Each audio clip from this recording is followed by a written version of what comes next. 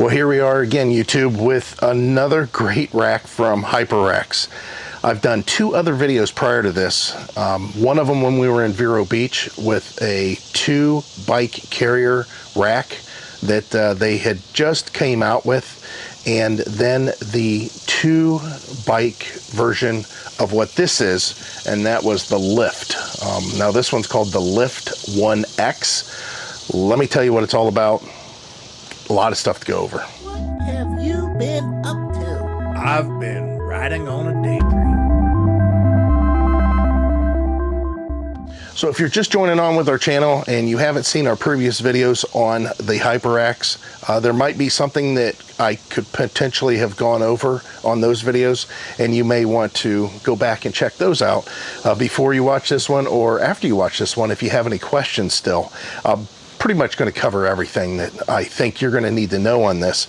So HYPERAX is a company that makes bike racks, and not just bike racks. I'm talking very, very good bike racks.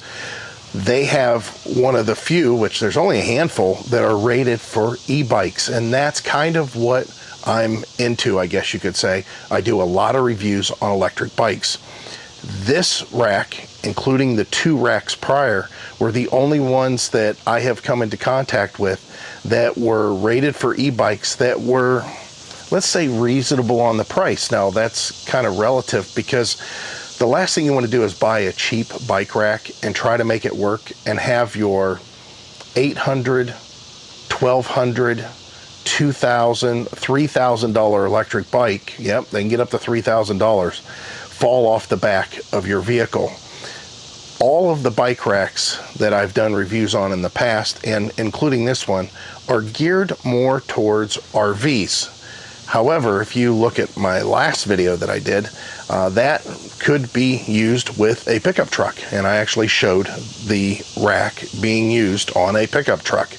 But in this case, this one's a single bike, and it's the Volt Lift. Now, I don't want you to be confused by the name Lift. This doesn't have any hydraulics in it. It doesn't have any compressed air in it. It doesn't have any ratcheting, cranking mechanisms or anything like that. This has a proprietary pivot ramp that is built into the rack, which is really cool, which we'll show you that. We'll get an SUV that has the right hitch on it, and we're going to go ahead and show you what this looks like all put together, and me rolling a bike up on it. But that's something I do want you to pay attention to whenever you're looking for a bike rack. For everybody that might be watching this video right now and saying, oh yeah, I have a station wagon and I have a little trailer hitch on there. This is for a 2-inch receiver and class 3 or higher hitch. I know they make adapters, and I know that you can reduce down to that 1.5-inch tube that you might have on the back of yours. The problem with that is weight. Just the fact that the bike alone weighs 80 pounds, around 80 pounds, and this will support an 80-pound electric bike. It'll also support the fat tire beach cruiser bikes. It'll also support something that has a 48-inch wheelbase, which is a 4-foot wheelbase. I mean, that's relatively, that's big. That's a big wheelbase. So even though this can handle some of the biggest electric bikes that are out there, you got to also realize that the rack itself, you're talking about 36 pounds, 35 pounds in that range for the rack. So you have now an 80-pound bike and a 35-pound rack, and although you may have that little square tube hitch on the back, it may not be rated to carry that. Not only that, but there's other things to come into play.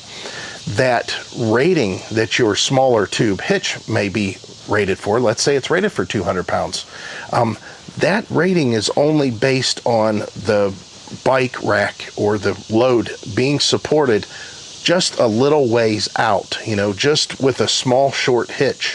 The thing is the adapter that you'd have to put on there would add, some length there. And then you put this on, and this is designed to clear a bumper and go out quite a ways on like an RV. Because the RV, receivers, they're usually right at you know, the rear bumper underneath the rear bumper tucked away a little bit. So there's a length that's built into this that goes out quite a bit before it goes up to the platform in which you'd mount your bike. So that is increased leverage that would definitely, you would have a problem with those smaller tubes. So per manufacturer's recommendation, it's got to be a 2-inch receiver, and it needs to be a class 3 or higher, which that's a lot of full-size SUVs, full-size trucks, vans, and of course a lot of the RVs. This is the package that it came in. You can see UPS delivered this, which this package is supposed to be around 54 pounds, but it's pretty heavy, and they beat it up pretty good. Now the good news is HYPERAX has a tendency to overbox.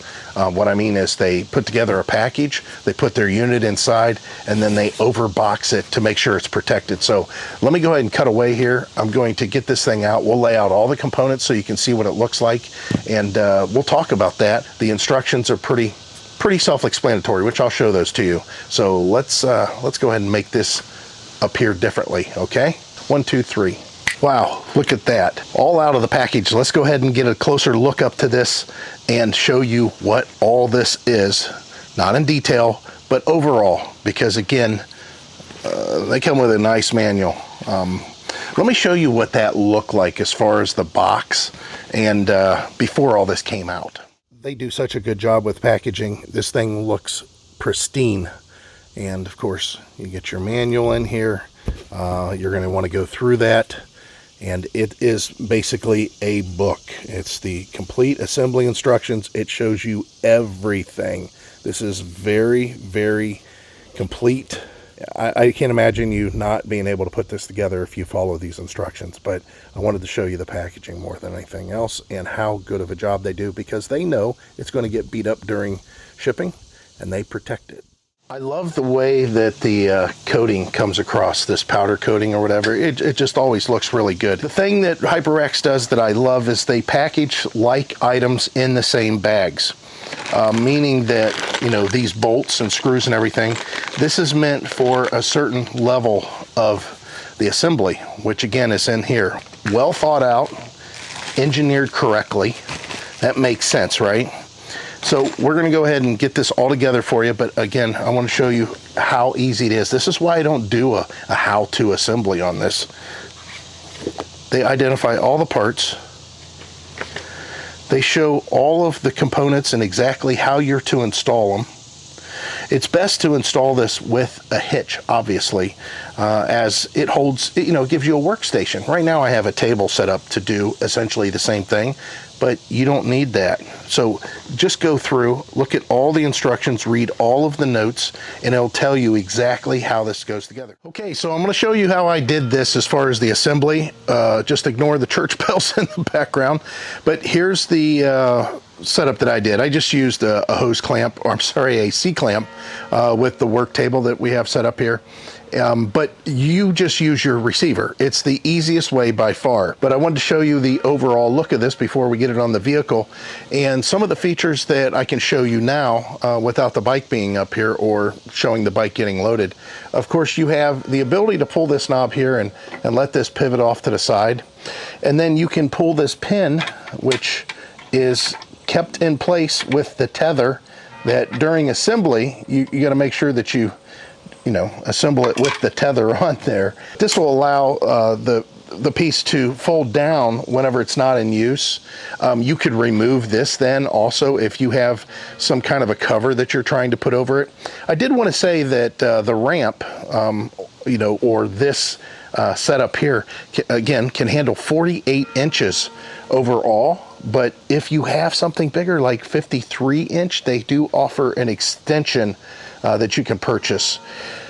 Not that that's going to be needed for most bikes, but you could run into that situation if you do not have a fat tire bike. If you don't have a fat tire bike, this side you can adjust with these pieces here. Again, these just go in here and they get sandwiched in place, one on the top, one on the bottom. But this you can't adjust. This is what is like the business end of things. And the way that this works is it's solid, even though it's just clamped on the table. And that's the way it'll be in the hitch, but you just pull this pin Once this ramp comes out, that's what this is a ramp. It allows the whole unit to pivot down to the ground, and it'll allow you to roll your bike up. Once the bike is in place, you can see here's the hooks that ramp locks into. So once this goes back in place here, you would just pull this pin again,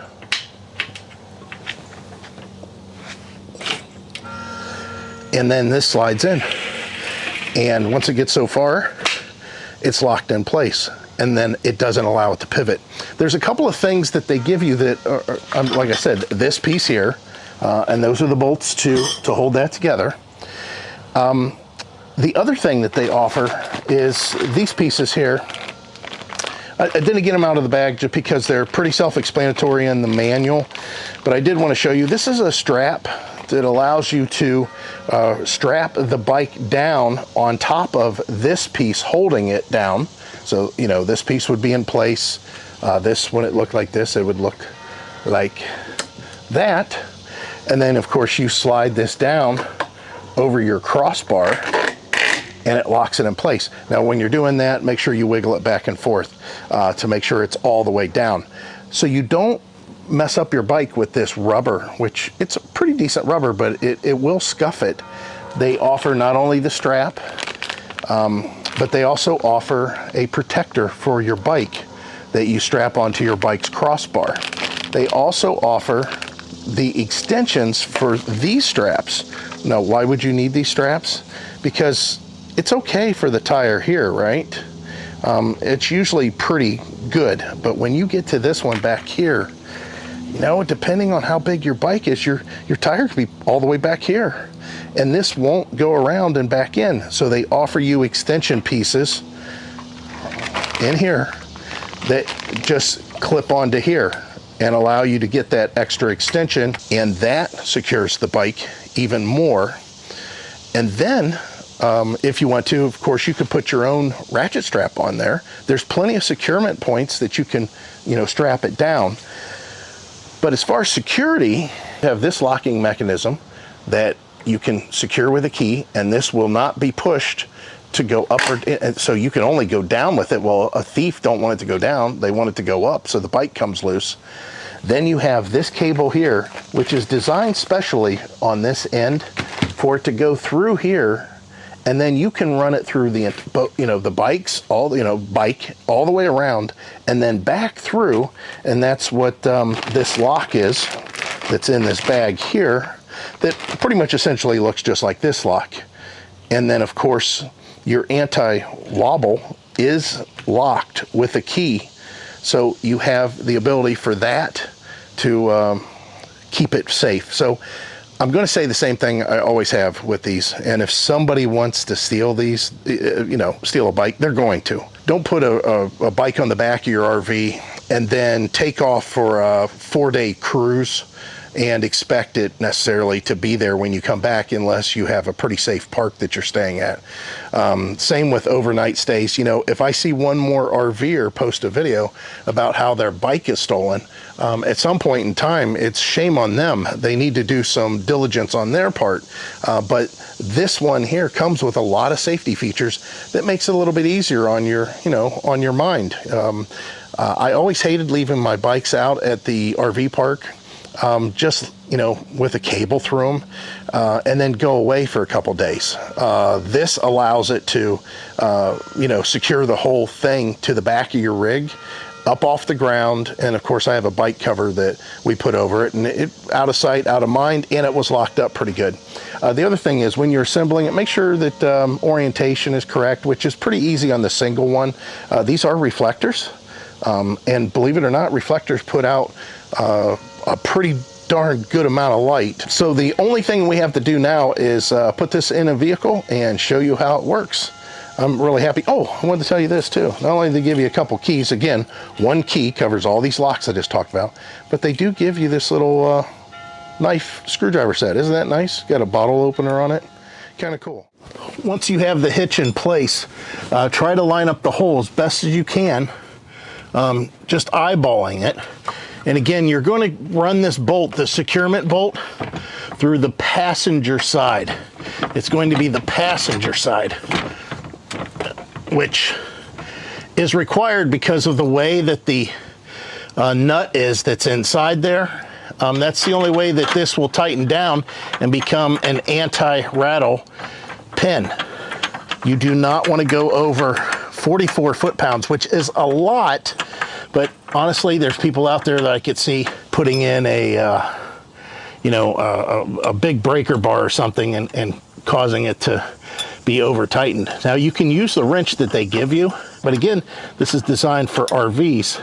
So RVs, they're not taking this on and off a lot. They're just mounting it and pretty much leaving it at that point. Okay, so let's get this ready for a bike to come up on here. So we're gonna go ahead and put this up. Go ahead and put that pin in. That pin locks that up. But again, if you do this, that pivots out of the way. You can move this up. You can take this completely off if you want. Not really necessary though. Then the best feature that everybody loves by far is you just pull the pin. We'll go ahead and set this down for the ramp. And we'll get a bike and roll it up on here. Now this is a pretty typical bike choice. A lot of you have electric bikes. This is Ingway's version, sort of the electric XP. This is the higher bar mount. I like this bike a little bit better than the electric XP, but you can see you just roll it up. And it's all about using your brakes. I've talked about that before. You use your brakes to hold it in position as you're raising it. Again, a drop bar would have to be pretty darn low for this thing not to work, but we're going to go ahead and pivot this back around. You lift it up just a little bit as you're pivoting it, make sure it gets locked in place. There we go. And then you just push the button. The bar will come down and cross over your bike and lock it in place. Now, in this case, I do have fat tire, and it does make a difference. It makes it a lot easier for it to fit in this area here. Again, if you have a smaller tire though, you would use those two brackets that I talked about. We want to make sure that the pedals are kind of out of the way. In this case, that makes it a little easier. You can move the pedal in a spot that just makes more sense, but then you're going to lock this bar down, and I want you to rock everything back and forth as you're pushing that down to make sure that it's latched as best as possible. Now that we have it up there, you just move the ramp. You got to pull the pin, move the ramp back in, and now it is locked. It will not pivot anymore. It is locked in place. And this is where I was talking about the straps going over the tires or the wheels. And you can see the front one, because of the design of this bike, it just won't make it. It will not make it back. So that's why they have those extensions to put onto this strap. Again, you're not necessarily done with your mounting. Once you put the straps around the wheels, they do make that other strap that comes through this bracket here up and over the bike, and you secure it that way. If you want, you can put ratchet straps on this. Make sure when you're using ratchet straps that you don't pull on an area that might cause it to bend. I would probably run some sort of a ratchet strap, especially since this has a suspension front end, around the front fork and then down to the main body. There's a couple of sections here that are pretty well open that might allow that. So that's pretty much it. This is, again, the third rack that we've been sent from this company, and every time I'm amazed by the engineering that's involved and how well they put it together, where everything just fits perfect, and they're minimal parts, but they have it all together. The little bit that you have to do is covered so well in this instruction booklet. Again, this is for the two bike lift or the single bike lift. Just go back further in the instructions for the single bike lift, and it'll show you everything you need to know. Again, this is designed for an RV, but you see it works just fine for an SUV. Now, I know what you guys are going to say. One of the questions I always get asked about this does not twist and fold up out of the way for use with an SUV. You have to take the bike off, and then you have to put this bar down, and then at that point the rack will allow the hatch to open. So You can't do it with a bike on there. Now, let's say the bike's off and you have no bike. Yes, this will fold up.